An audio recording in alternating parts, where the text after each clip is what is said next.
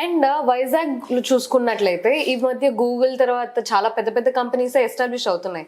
So Vizag అనేది like how do you say Vizag is the best place to invest? See Vizag any time it's a best place అండి.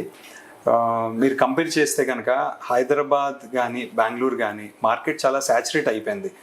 So Vizag ఇప్పుడు అందరూ మనం be town అని పిలుస్తాం. So any B town city will try to become A town city.